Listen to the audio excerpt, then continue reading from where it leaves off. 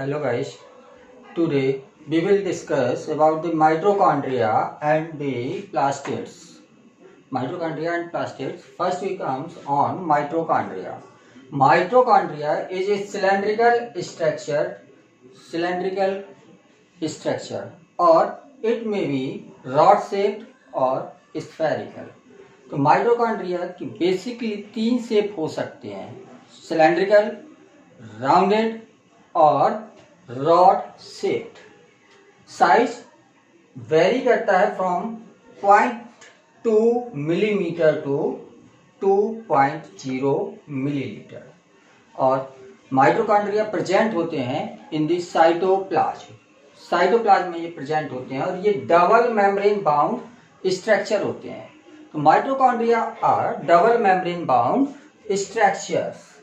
Mitochondria में जो double membrane होती है, इसमें आउटर मेम्ब्रेन जो है ये पोरस होती है, इसमें छोटे छोटे से माइक्रोपोर्स प्रेजेंट होते हैं. और जो इनर मेम्ब्रेन होती है ये फोल्डेड होती है, अंदर की ओर इसमें फिंगर लाइक प्रोजेक्शंस प्रेजेंट होते हैं. इन फिंगर लाइक प्रोजेक्शंस को हम बोलते हैं Christie.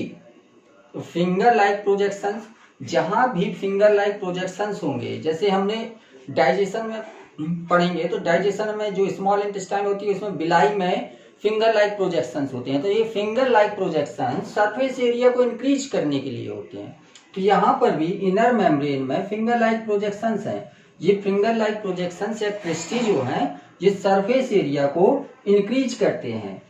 In finger like projections या क्रिस्टी में से स्मॉल स्ट्रक्चर्स जो कि टेनिस के रैकेट के जैसे होते हैं, जो हम लोग चिड़िया बल्ला खेलते हैं उसके बल्ले की तरह, टेनिस के रैकेट की तरह होते हैं. और इन स्ट्रक्चर्स को हम बोलते हैं F1 पार्टिकल्स या इसी को हम बोलते हैं ऑक्सीसोम्स. और ऑक्सीसोम्स या F1 पार्टिकल्स जो होते हैं इनमें एटीपी की सिंथेसिस के लिए एंजाइम्स प्रेजेंट होते हैं.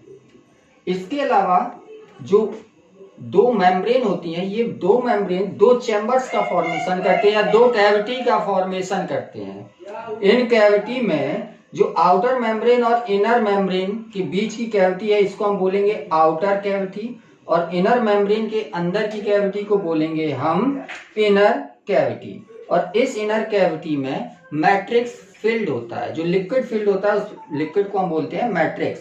तो इनर कैविटी में मैट्रिक्स फिल्ड होता है और इस मैट्रिक्स के अंदर राइबोसोम्स, सर्कुलर डीएनए प्रेजेंट होते हैं. और आपको हम पहले ही बता चुके हैं कि क्लोरोप्लास्ट और माइटोकॉन्ड्रिया दोनों के अंदर जो राइबोसोम्स होते हैं ये राइबोसोम्स होते हैं 70S टाइप के राइबोसोम, जबकि साइटोप्लाज्म में जो राइबोसोम्स होते हैं ये 80S टाइप के होते हैं. तो 70S टाइप के राइबोसोम्स प्रेजेंट होते हैं इन दी माइटोकॉन्ड्रिया. इसके अलावा इसके मैट्रिक्स में लिपिड्स भी प्रेजेंट होते हैं. लिपिड्स की कुछ ड्रॉपलेट्स इसमें मैट्रिक्स में प्रेजेंट होते हैं. तो अब आते हैं फंक्शंस ऑफ माइटोकॉन्ड्रिया. तो फंक्शंस ऑफ माइटोकॉन्ड्रिया, तो माइटोकॉन्ड्रिया का मेन फंक्शन होता है सेलुलर रेस्पिरेशन कराना. सेलुलर रेस्पिरेशन में क्या होगा, जो कार्बोहाइड्रेट है या फैट है, ये कार्बोहाइड्रेट या फैट ऑक्सीजन की प्रेजेंस में ऑक्सीडेशन होगा, कार्बोहाइड्रेट का या फैट का ऑक्सीडेशन होगा इन प्रेजेंस ऑफ ऑक्सीजन. तो इस ऑक्सीडेशन से क्या होगा, एनर्जी बनेगी in the form of ATP. ATP के फॉर्म में एनर्जी का फॉर्मेशन होता है. इसीलिए माइटोकॉन्ड्रिया को हम powerhouse of the cell भी बोलते हैं, powerhouse of the cell. तो दो फंक्शन यहाँ पर क्लियर है, एक तो ये सेलुलर रेस्पिरेशन में हेल्प करता है, दूसरा फॉर्मेशन ऑफ एनर्जी करेंसी है एटीपी के फॉर्मेशन में हेल्प करता है. तीसरा फंक्शन होता है synthesis of its on protein. Protein बनाने के लिए हमें डीएनए चाहिए, डीएनए से एमआरएनए बनेगा और एमआरएनए के अलावा हमें राइबोसोम चाहिए और अमीनो एसिड चाहिए. तो राइबोसोम्स ऑलरेडी इसमें प्रेजेंट है, डीएनए प्रेजेंट है. तो ज्यादातर जो सारे मटेरियल जो प्रोटीन सिंथेसिस के लिए चाहिए वो इसके अंदर प्रेजेंट है. और ये इसी वजह से सेमी ऑटोनोमस ऑर्गेनेल कहलाता है, सेमी ऑटोनोमस ऑर्गेनेल कहलाता है। तो सेमी ऑटोनोमस ऑर्गेनेल में एक और क्वालिटी होती है कि जो माइटोकॉन्ड्रिया है ये डिवीजन कर सकता है। एक माइटोकॉन्ड्रिया दो माइटोकॉन्ड्रिया में डिवाइड कर सकते हैं। इनके डीएनए का रेप्लिकेशन हो जाएगा। डीएनए के रेप्लिकेशन के बाद जैसे प्रोकैरियोटिक सेल में डिवीजन होता है और एक सेल से दो सेल बन जाती है, वैसे एक माइटोकॉन्ड्रिया से दो माइटोकॉन्ड्रिया का फॉर्मेशन हो जाता है। तो ये दोनों प्रॉपर्टी जो होती हैं, एक synthesis of its on protein और दूसरा ये डिवीजन कर सकता है, ये दोनों प्रॉपर्टी की वजह से इसको हम बोलते हैं सेमी ऑटोनोमस ऑर्गेनेल, या इसी को बोल सकते हैं सेल विद इन सेल। एक सेल के अंदर की ये दूसरी सेल है, तो एक सेल के अंदर ये दूसरी सेल है। तो this is all about mitochondria. Now comes on plastids. तो प्लास्टिड्स ये केवल प्लांट सेल में प्रेजेंट होते हैं। एनिमल सेल्स में प्लास्टिड्स एब्सेंट होते हैं। तो most of the plant cells जो होते हैं, most of the plant cells में प्लास्टिड्स प्रेजेंट होते हैं और ये प्लास्टिड्स तीन तरह के होते हैं, ल्यूकोप्लास्ट, क्रोमोप्लास्ट और chloroplast. Leucoplast white in colour होते हैं, क्लोरोप्लास्ट ग्रीन इन कलर होते हैं और जो क्रोमोप्लास्ट होते हैं ये वेरियस कलर के होते हैं, डिफरेंट कलर के होते हैं। जो क्रोमोप्लास्ट है पहला, ये क्रोमोप्लास्ट डिफरेंट कलर का होगा, वेरियस कलर का। क्लोरोप्लास्ट ये ग्रीन कलर का होगा और ल्यूकोप्लास्ट ये व्हाइट कलर का होगा। तो प्लांट्स में अगर कोई ग्रीन पोर्शन है तो उसमें क्लोरोप्लास्ट प्रेजेंट होगा, और अगर ग्रीन कलर के अलावा किसी और दूसरे कलर का है तो इसका मतलब है उस पार्ट में क्रोमोप्लास्ट प्रेजेंट है। हम ये कह सकते हैं कि एक प्लास्टिड दूसरे प्लास्टिड में कन्वर्ट हो सकता है, जैसे ल्यूकोप्लास्ट क्लोरोप्लास्ट में कन्वर्ट हो सकता है, क्लोरोप्लास्ट क्रोमोप्लास्ट में कन्वर्ट हो सकता है। और ये कन्वर्ट कैसे होते हैं, इन प्लास्ट्स में क्या होते हैं, पिगमेंट्स प्रेजेंट होते हैं और पिगमेंट्स वेरी कर जाते हैं, चेंज हो जाते हैं और चेंज होने की वजह से उनका कलर चेंज हो जाता है।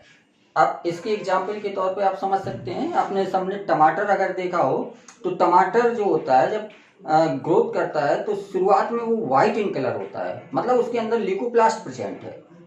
जब थोड़ा सा और मैच्योर होता है तो उसमें वो ग्रीन कलर का हो जाता है, क्योंकि जो ल्यूकोप्लास्ट था वो अब क्लोरोप्लास्ट में कन्वर्ट हो गया है और बाद में टमाटर रेड कलर का हो जाता है।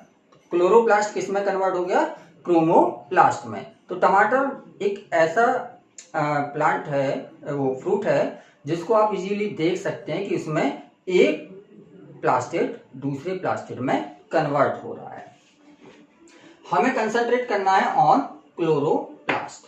क्लोरोप्लास्ट जनरली ग्रीन एल्गी और हायर प्लांट्स में प्रेजेंट होते हैं, ग्रीन एल्गी और हायर प्लांट्स में, और इनके अंदर क्लोरोफिल पिगमेंट प्रेजेंट होता है और इसी क्लोरोफिल पिगमेंट की वजह से ये ग्रीन कलर के होते हैं और यूज होता है ये फोटोसिंथेसिस में। फोटोसिंथेसिस में क्लोरोप्लास्ट हेल्प करता है, इसलिए इसको हम बोलते हैं किचन ऑफ द सेल, क्योंकि ये सेल के लिए फूड तैयार करता है, इसलिए इसको बोलते हैं किचन ऑफ द सेल। और ये भी डबल मेम्ब्रेन बाउंड स्ट्रक्चर होता है माइटोकॉन्ड्रिया की तरह। माइटोकॉन्ड्रिया की तरह इसमें भी डबल मेम्ब्रेन प्रेजेंट होती है। जो डबल मेम्ब्रेन है इसमें आउटर मेम्ब्रेन और इनर मेम्ब्रेन दोनों स्मूथ होती हैं, जबकि माइटोकॉन्ड्रिया में क्या था, आउटर स्मूथ थी और इनर फोल्डेड थी, लेकिन इसमें दोनों स्मूथ होती हैं, आउटर मेम्ब्रेन और इनर मेम्ब्रेन। माइटोकॉन्ड्रिया की तरह इसमें भी आउटर मेम्ब्रेन और इनर मेम्ब्रेन के बीच में आउटर कैविटी और इनर मेम्ब्रेन के अंदर की कैविटी को हम इनर कैविटी बोलते हैं। और इसके अंदर भी जो लिक्विड भरा रहता है उस लिक्विड को हम क्या बोलते हैं, स्ट्रोमा। इसके अंदर जो लिक्विड भरा रहता है इस लिक्विड को हम बोलते हैं स्ट्रोमा। और स्ट्रोमा में राइबोसोम्स, सर्कुलर डीएनए, कुछ प्रोटीन्स और ग्रेना प्रेजेंट होते हैं। ये ग्रेना जो होते हैं ये स्पेशल स्ट्रक्चर होते हैं क्लोरोप्लास्ट के, और इनको हमें थोड़ा सा डिटेल में देखना है। ग्रेना का फॉर्मेशन कैसे होता है, सिक्के की तरह, जैसे सिक्का राउंड होता है वैसे ये भी राउंड होते हैं, फ्लैट स्ट्रक्चर हैं। राउंडेड एंड फ्लैटेंड स्ट्रक्चर, ये एक पार्ट जो यहाँ बना रखा है ये कहलाता है थैलाक्वाइट। थैलाक्वाइट, और इसी थैलाक्वाइट के अंदर क्लोरोफिल के मॉलिक्यूल्स प्रेजेंट होते हैं। और थैलाक्वाइट का जो पाइल है, ढेर है, जैसे हम एक सिक्के के ऊपर दूसरा सिक्का, दूसरे के ऊपर तीसरा, इस तरह से रखते चले जाएं तो एक पाइल, सिक्कों का एक ढेर की तरह ये स्ट्रक्चर जो दिख रहा है, इस स्ट्रक्चर को हम बोलेंगे ग्रेना। इस तरह के कई सारे ग्रेना क्लोरोप्लास्ट के अंदर प्रेजेंट होते हैं, और ये ग्रेना आपस में कनेक्टेड होते हैं एक ट्यूब से। इसको हम बोलते हैं स्ट्रोमा लैमेली, स्ट्रोमा लैमेली बोलते हैं। और ये आपस में ग्रेना को इंटरकनेक्ट करा के रखती है। यहाँ पर जब फोटोसिंथेसिस की ये काम करते हैं तो फोटोसिंथेसिस के टाइम पर जो फोटोसिंथेसिस होती है दो पार्ट में होती है। पहला पार्ट होता है लाइट रिएक्शन, जो कि लाइट की प्रेजेंस में होती है। दूसरा होता है डार्क रिएक्शन, जो लाइट प्रेजेंट हो या एब्सेंट हो इससे फर्क नहीं पड़ता है, उसको हम बोलते हैं डार्क रिएक्शंस। लाइट रिएक्शंस के लिए लाइट जरूरी है, लेकिन डार्क रिएक्शन के लिए लाइट जरूरी नहीं है। लाइट हो या ना हो, डार्क रिएक्शन दोनों समय पे हो सकती है। तो जो लाइट रिएक्शन है ये ग्रेना के पोर्शन में होगी, और जो डार्क रिएक्शन है ये होती है इन दी स्ट्रोमा। स्ट्रोमा में डार्क रिएक्शन होती है और लाइट रिएक्शन होती है in the grana. Functions of chloroplast, functions of chloroplast की बात करें तो क्लोरोप्लास्ट का पहला फंक्शन है सिंथेसिस ऑफ फूड। आपने पढ़ रखा है किचन की तरह ये वर्क करता है, मतलब फूड की सिंथेसिस करता है, फूड की सिंथेसिस करता है क्लोरोप्लास्ट। क्रोमोप्लास्ट का फंक्शन देखें तो ये डिफरेंट कलर प्रोवाइड कराता है। जैसे फ्लावर है तो फ्लावर आपने देखा होगा डिफरेंट कलर के होते हैं, तो ये फ्लावर जो डिफरेंट कलर के हैं ये किसकी वजह से, क्रोमोप्लास्ट की वजह से। और ये क्रोमोप्लास्ट जो होते हैं, ये क्रोमोप्लास्ट जो कलर प्रोवाइड करते हैं उसका एक पर्पज होता है। जैसे फ्लावर डिफरेंट कलर के हैं तो वो डिफरेंट कलर के क्यों होंगे, ताकि इंसेक्ट उनसे अट्रैक्ट हों, और इंसेक्ट अट्रैक्ट होने से क्या फायदा होगा, पॉलिनेशन में हेल्प होगी।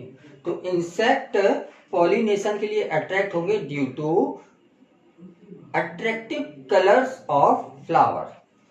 थर्ड है leucoplast. Leucoplast generally white in colour का होता है और ये काम करता है फूड के स्टोरेज का। जनरली इनमें स्टार्च स्टोर होता है। जैसे आलू को आप काट के देखें तो अंदर का पोर्शन व्हाइट होता है, तो उस व्हाइट पोर्शन में क्या होता है, ल्यूकोप्लास्ट, और उसी ल्यूकोप्लास्ट में क्या, स्टार्च स्टोर होता है। तो इस फूड का स्टोरेज मेन काम होता है किसका, ल्यूकोप्लास्ट का।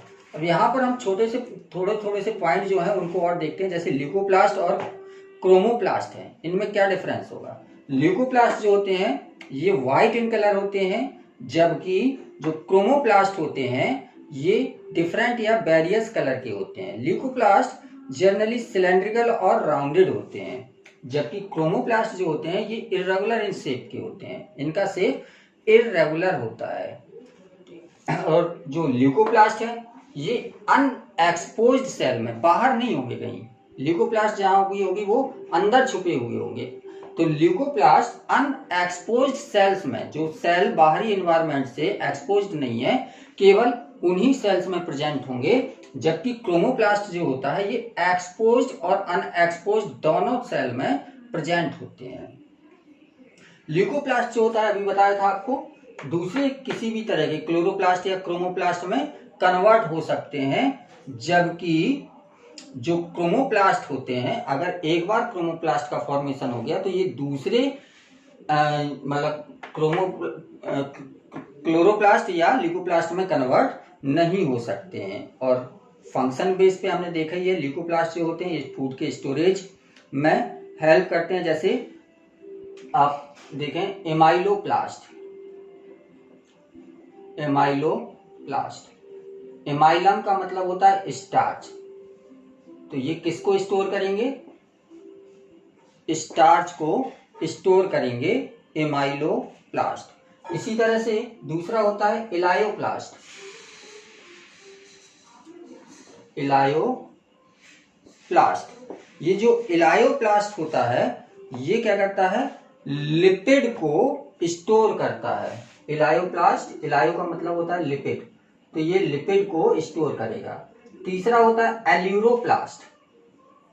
एल्यूरोप्लास्ट ये एल्यूरॉन का मतलब होता है प्रोटीन, तो ये प्रोटीन को स्टोर करेगा।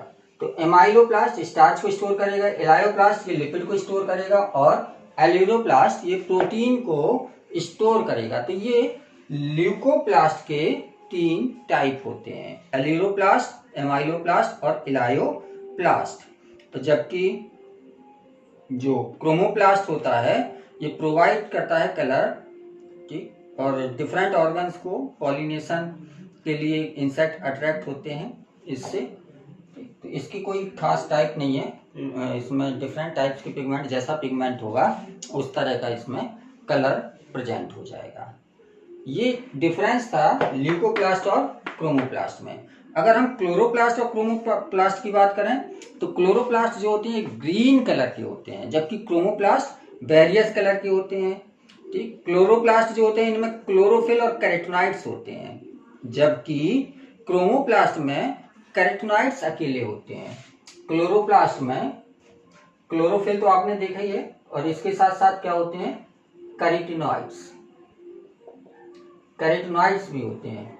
जबकि क्रोमोप्लास्ट जो होता है, ये क्रोमोप्लास्ट, इस क्रोमोप्लास्ट में केवल कैरोटीनॉइड्स अकेले प्रेजेंट होंगे, और क्लोरोप्लास्ट में ये लैमेली प्रेजेंट होती है यहाँ पर, जबकि क्रोमोप्लास्ट में ये लैमेली एब्सेंट होती हैं। क्लोरोप्लास्ट में फोटोसिंथेसिस होती है, जबकि जो क्रोमोप्लास्ट होते हैं, इस क्रोमोप्लास्ट का काम क्या होता है, डिफरेंट कलर प्रोवाइड कराना, खासतौर से फ्लावर को, और फ्लावर में डिफरेंट कलर क्यों होते हैं, इंसेक्ट को अट्रैक्ट करने के लिए। और इसके अलावा थोड़े बहुत माइनर डिफरेंस हम माइटोकॉन्ड्रिया और क्लोरोप्लास्ट के भी देख सकते हैं। जैसे माइटोकॉन्ड्रिया की बात करें तो ये रेस्पायरेशन में हेल्प करता है, खासतौर से एरोबिक रेस्पायरेशन में। एनारोबिक रेस्पायरेशन तो साइटोप्लाज्म में होता है, लेकिन एरोबिक रेस्पायरेशन की बात करें तो एरोबिक रेस्पायरेशन माइटोकॉन्ड्रिया में होता है। जबकि क्लोरोप्लास्ट का क्या काम है, ये फोटोसिंथेसिस करते हैं। माइटोकॉन्ड्रिया कलरलेस होते हैं, क्लोरोप्लास्ट ग्रीन कलर के होते हैं। माइटोकॉन्ड्रिया के शेप आपने देखे थे, सिलेंड्रिकल होते हैं, रॉड शेप्ड होते हैं, और स्फेरिकल भी हो सकते हैं। जबकि ये जो होते हैं क्लोरोप्लास्ट, ये डिस्क शेप्ड होते हैं, डिस्क शेप्ड होते हैं, डिस्क की तरह, तस्तरी की तरह होते हैं, डिस्क शेप्ड होते हैं। माइटोकॉन्ड्रिया की इनर मेम्ब्रेन की बात करें तो माइटोकॉन्ड्रिया की इनर मेम्ब्रेन जो होती है फोल्डेड होती है, जबकि क्लोरोप्लास्ट की जो इनर मेम्ब्रेन है ये स्मूथ होती है। ठीक, माइटोकॉन्ड्रिया एनर्जी लिबरेट करते हैं, जबकि क्लोरोप्लास्ट क्या करते हैं, फूड की सिंथेसिस करते हैं। और एक बेसिक डिफरेंस है कि माइटोकॉन्ड्रिया ऑक्सीजन को यूज करके कार्बन डाइऑक्साइड निकालेंगे, जबकि क्लोरोप्लास्ट क्या करेंगे, फोटोसिंथेसिस करते हैं, मतलब कार्बन डाइऑक्साइड यूज करके ऑक्सीजन निकालते हैं। तो ये कुछ बेसिक डिफरेंस हैं माइटोकॉन्ड्रिया और क्लोरोप्लास्ट के। तो बाकी के ऑर्गेनेल्स जो हैं वो